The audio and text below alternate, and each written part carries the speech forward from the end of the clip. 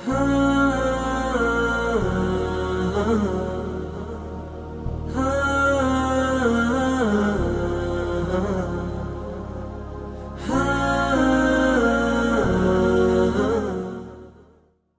بالله السميع العليم من الشيطان الرجيم. بسم الله الرحمن الرحيم. رب اشرح لي صدري ويسر لي أمري واحلل عقدة من لساني يفقهوا قولي. وبعد، سلام الله عليكم ورحمته وبركاته. يا الله سلام ዝነትና በረከቱ ባላችሁበት ይድረሳችሁ። እንደተለመደው በዛሬ ቆይታችን አንድ ቁርአን አያን እናነሳለን። አላህ Subhanahu Wa Ta'ala በተከበረው ቃሉ ላይ والسماء رفعها ووضع الميزان ይላል። አላህም Subhanahu Wa Ta'ala ሰማይን ከፍ አረገ ሚዛንንም አደረገላት። ከዛ ደግሞ እናንተ የሰው ልጆች ሆይ አላህ ተጥቀሙ ፊል ሚዛን፣ በሚዛን ላይ ድንበርን አትለፉ ይላል። ደጋግሞ ስለ ሚዛን ያነሳል። ምን ማለት ነው ሚዛን? እንጂ እንደምናስበው የመለኪያው ሚዛን ነው ወይ? ያንን ሚዛን ነው አላህ Subhanahu Wa Ta'ala ሰማይን ከፍ ካረገ በኋላ ምድር ላይ ያመጣው፣ ምድር ላይ ያስቀመጠው፣ ምድር ላይ እንዲኖር ያደረገው ያንን ሚዛን ነው ወይ? እኛ የምናቀው ሚዛን እቃ ምንለካበትን እቃ ምንመዝንበትን ሚዛን ነው ወይ ያለ ያለው ወይስ ሌላ እይታ አለው ብለን ስናጠና አላህ Subhanahu Wa Ta'ala ስለ ባላንስ ነው ያወራ ያለው፣ ስለ ሚዛናዊነት። ማለትም ይሄንን ምድር እሱ በሱ አሰራር ሲሰራው ከፍ አደረገ ሰማይን። ከዛ በኋላ ሚዛናዊነትን አደረገ። ለእያንዳንዱ ለምናየው ምድር ላይ ለምንመለከተው ነገር በሙሉ ሚዛንን አድርጓል። ለቆምንባት ምድር ሚዛንን አድርጓል። ለምናየው የሰውነታችን አካል ሚዛንን አድርጓል። ያ ማለት ትከሻ ከትከሻ በሚዛናዊነት እንዲቆም፣ ምድር በሚዛናዊነት እንድትቆም አድርጓታል ማለት ነውና ያንን ደግሞ ምን ማለት ነው? ከዛ ደግሞ አላህ ተጠቀፉ ፊል ሚዛን ይለናል። እኔ ሚዛንን አድርጌያለሁ እናንተ በሚዛንን እንዳታልፉ ማለት በሚዛን ድንበርን እንዳታልፉ ይላል። ሳይኮሎጂ ባላንስ ማለት ይላል ለሁሉም ነገር እኩል የሆነንና ተመሳሳይ የሆነን ነገር መስጠት ማለት ሳይሆን የሚገባውን ነገር መስጠት ነው ይላል። ያ ማለት እኔ በቀን ውስጥ ስራዬ 10 ሰዓት ይፈጅ ይሆናል። 10 ሰዓት እየፈለገብኝ ከኔ እኔ ደግሞ 15 ሰዓት እየሰራው ለቤተሰቤ ሰዓትን ማጓደል ከሆነ አላህ Subhanahu Wa Ta'ala እንቅልፍን ለኛ ሰጥቶናል። መተኛት በሚገባን ሰዓት ሳንተኛ ከዛ ሰዓት አሳልፈን ሱቢ የሚያልፈን ከሆነ ከስራ ምናረፍድ ከሆነ ይሄ ባላንስ ማጣት ነው። ስራችን ከኛ ላይ 10 ሰዓትን እየፈለገ 15 ሰዓት ጨምረን እየሰራን ከቤተሰባችን ሰዓት ላይ ምናጓደል ከሆነ ባላንስ ማጣት ይሄ ነው። አንድ ሰው በተደጋጋሚ እንቅልፉን ባይተኛ ለ3 ቀን ወይ ለሳምንት ባይተኛ ምንድነው የሚፈጠረው? ጭንቅላቱ አስተካክሎ ማሰብ አይችልም። ወደ ማበድ ደረጃ ይደርሳል። ነገሮችን የሚመለከትበት የመወሰን አቅሙን ያጣል። አንዳንዶች እንደውም በህይወት የመቆየት እድሉም ትንሽ ነው ይላሉ። ያ ማለት የሰው ልጅ የሆነን የተሰጠው መስመር አለ፣ ስርዓት አለ። ያ ስርዓት ጋር እየሄደ የሚጋጭ ከሆነ እየሄደ የሚላተም ከሆነ ባላንሱን ያጣ ይመጣል ማለት ነው። ለዛ ነው አላህ Subhanahu Wa Ta'ala አላህ ተጠቀው ፊል ሚዛን፣ ሚዛንን እንዳስተዋል። በቃ የተሰጠን ሚዛን አለ። የህይወት መስመሩን አላህ Subhanahu Wa Ta'ala አስቀምጦታል። ይሄ ነው መስመራችሁ። ያንን መስመር እየሄድን የምንላተም ከሆነ ባላንሳችንን ያጣን እንመጣለን። አላህ ተጠቀው ፊል ሚዛን ሲል በጥላቻና በፍቅር፣ በመስጠትና በመከልከል፣ በማድረግና ባለማድረግ መካከል ባላንስ አድርጉ። መሐከለኛ ሆኑ፣ ሚዛናዊነትን ያዙ። ፍቅርና ጥላቻን ሲናነሳ ولا تستوي الحسنة ولا السيئة، ጥሩና መጥፎ እኩል ሊሆን አይችልም ማለት አይስተካከልም። አንድ ቦታ ላይ ስታስቀምጠው ጥሩና መጥፎ አንድ አይነት ነገር አይደለም። ادفع بالتي هي احسن፣ ጥሩ በሆነችው ነገር ግፋ ማለት ደፋ ማለት በአረብኛ ገፋ እንደማለት ነው። ግፋው፣ መጥፎ ነገር ይመጣብሃል በጥሩ ነገር ግፋ። አሁንም መጥፎ ነገር ይመጣብሃል በጥሩ ነገር ግፋ አለና فإذا الذي بينك وبينه عداوة كأنه ولي حميم። ይሄን በማድረግህ ደግሞ ባንተና በሱ መሐከል ጠላት የነበራችሁት ሰዎች ባንተና በጠላትህ መሐከል كأنه ولي حميم ፍቅርና ውዴታ ይመጣል። ያ ሰውም كأنه ولي حميم፣ ወልይ ብቻ አይደለም ወዳጅ ብቻ አይደለም የሚሆነው حميم ይሆናል። ስለዚህ የሆነ ነገር ጥሩ የሆነ ነገር ስንገፋና ጥሩ የሆነ ነገር ስናደርግ ያን ሰው ላንወደው እንችላለን፣ ላይመቸን ይችላል። ምናልባት ብዙ ጊዜ እኛ ጋር ምን ይፈጠራል? የሆኑ ሰዎች ሳናቃቸው አጠገባቸው ሆነን ማንነታቸውን ሳንረዳ እንጠላቸዋለን። ለዛም ነው እርስ በራሳችን ይሄ ልጅ እኮ አይመቸኝም አትመቸኝም ምናምን እያለን እናወራለን።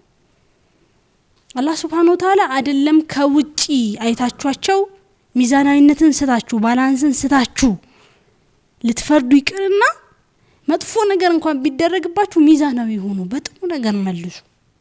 ከዛ ያ ምን ያደርጋል فإذا الذي بينك وبينه عداوة كأنه ولي حميم كأنه ልክ እንደ ቅርብ ወዳጅ ይሆናል ይላል። ሌላ ቦታ ላይ ደግሞ عسى الله أن يجعل بينكم وبين الذين عاديتم منهم مودة الله ቻይ ነው ማድረግ ይችላል። عسى الله أن يجعل بينكم በእናንተና በጠላቶቻችሁ መካከል ወዳጅነትን መፍጠር ላይ ቻይ ነው ማድረግን ቻይ ነው መፈጸምን ቻይ ነው መወዳ ፍቅርና መተሳሰብን ማድረግን ቻይ ነው والله قدير الله ቻይ ነው ይላልና አንዴ በጥላቻችን ላይ ድንበር እናልፋለን ወይ በውዴታችን ላይ ድንበር እናልፋለን። የወደድን ጊዜ በጣም ሰዎችን ይወደድናቸውና በዛ ላይ ድንበርን ባለፈን ሚዛናዊነትን ስተን ድንበርን ባለፈን ጊዜ ከነዛ ሰዎች የሚመጣው ትንሽ ነገር እንኳን ይጎዳናል። ያ የሚፈጠረው ለምንድነው? እነዛ ሰዎች ጥፋትን ከማጥፋታቸው በፊት እኛ ሲጀምር ልክ አይደለም የመጀመሪያውን ስህተት የተሳሳተነው እኛ ነን። ምክንያቱም የሆነ ነገር ሚዛን ከሳተ ሁለት ሚዛኖችን አስቀምጠን አንደኛው ካጋደለ የሆነ ነገር አምጣችሁ ብትጨምሩበት የባሰ ነው የሚወድቀው። መጀመሪያ ያጋደለ ነገር አለ የተበላሸ ነገር አለ። ለዚህ ነው አላህ ድንበርን አትልም በቃ አላ ተጥገው ፊል ሚዛን በህይወት የትኛውንም መንገድ ላይ ባላንስን እንዳስቱ። በጣም እንወዳቸዋለን በጣም እናከብራቸዋለን። ከዛ ከነሱ የሚመጣው በጣም ትንሽዬ ነገር ምናልባት ሌላ ሰው ቢያደርገው ኖርማል ሊሆን ይችላል ከነሱ ሲሆን ግን ይከብደናል። ያ የሚሆንበት ምክንያት ምንድነው? በመውደድ ውስጥ ድንበርን አልፈናል ማለት ነው። ስንጠላም በተመሳሳይ ሰዎችን ሳናቃቸው እንጠላቸዋለን በፍጹም ባህሪያቸው ሳይገባን ማለት ነው። ይሄም በጣም ስህተት ነው። በሁለቱ መሃል ሚዛናዊነት በጣም አስፈላጊ ነው። ዱንያና አኺራችን ምንድነው ያሉት? ቃሩን ያ ሁሉ ሀብት ያ ሁሉ ንግስና ከተሰጠው በኋላ ድንበር ማለፍ ጀመረ። በተሰጠው ነገር የራሴ ነው እኔ ነኝ ያመጣሁት ማለት ጀመረ። ሚዛናዊነቱን ሳተ። ከአላህ እንደሆነ ዘነጋ። وابتغي فيما آتاك الله دار الآخرة الله በሰጠህ ነገር የአኺራን ሀገር ፈልግበት በቃ ልፋበት ለአኺራ ጓጓበት የዛን መንገዱን ጀምርበት። አንዳንድ ጊዜ ዱንያ ላይ የሚሰጠን ነገር ትንሽ ሆኖ ይታያል። ግን አላህ ለሰጠው ሰው ፈድሉን ላበረከተለት ሰውና ያ ሰው በስነ ስርዓት ካወጣውና ወደ አላህ እንዲያቀርበው ካደረገው ትልቅ ፈድል ነው ትልቅ እድል ነው። ቃሩን ይሄን መረዳት አልቻለም እና ድንበርን አለፈ። وابتغي فيما آتاك الله دار الآخرة ግድ የለህም ተው የአኺራን መንገድ ፈልግበት ብለው ደጋግመው ጠየቁት። ይሄን ሲሉት ግን ወላ ተንሳ ነሲበከ ሚን الدنيا ያሉት አብረው ዱንያን ግን እርሳ ያልነህ አይደለም ማለት ዱንያን አትኑር የተሰጠህ ነገር አንተ ላይ አይታይብህ ያለን አይደለም። አትግዛ አትልበስ አታድርግ ያለን አይደለም። ግን አኺራን እንዳያስረሳ ማከለኛው ዱንያን ላይም ስትኖር ዱንያ ላይ እስካለህ ድረስ ባለህ ነገር ኑርበት። ይሄን ስታረግ ደግሞ አኺራን አትርሳ ማከለኛው واحسن كما احسن الله اليك الله እንዳሳመረልህ አሳምራሉት። ተመከረ ተባለም ቢያለ መጨረሻ ላይ አላህ ከነንብረቱ ወደ ታች እንዲንደረደር እስከ የውመል ቂያማ ድረስ ወደ ታች እንዲንደረደር አደረገው ማለት ነው። ሚዛናዊነት በህይወት ውስጥ በጣም አስፈላጊ ነው። ለዚህ ነው መልእክተኛው አለይሂ ሰላቱ ሰላም ደጋግሞ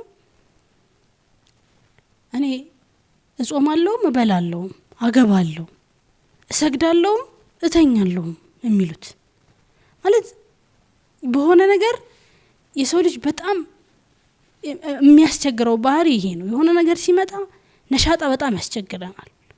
ሰላትም ከሆነ ጾምም ከሆነ በቃ እናደርጋለን ለሆነ ለአንድ ሳምንት ለ15 ቀን አለፈ ከተባለ ከዛ በኋላ ማየት አንፈልግም ያንን ነገር ምክንያቱም ድንበር አልፈንበታል።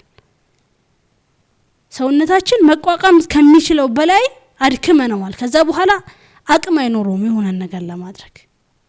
አላህ Subhanahu Wa Ta'ala ደግሞ እያለ ያለው በማንኛውም ሁለት ነገሮች ካሉ ዱንያ ላይ ሁለት ነገር ከተፈጠረ በእነዚህ ሁለት ነገሮች መካከል ሚዛናዊ ሆኑ ወደ አንዱ እንዳትስቱ ምክንያቱም እኔ ምድርን ስሰራው ሰማይን ሳስቀምጣት ፀሐይን ሳደርግ ሁሉንም ነገር በሚዛን ነው ያደረኩት እና እናንተ ሚዛናዊ ሆኑ ይላል ለዚህ ነው አላህ Subhanahu Wa Ta'ala والشمس تجري لمستقر لها ذلك تقدير العزيز العليم ፀሐይ በተሰጣት መንገድ ትዞራለች ትሄዳለች በራሷ መዞሪያ ላይ ትዞራለች ذلك تقدير العزيز العليم ይሄ ደግሞ የአላህ Subhanahu Wa Ta'ala ተቅዲር ነው والقمر قدرناه منازل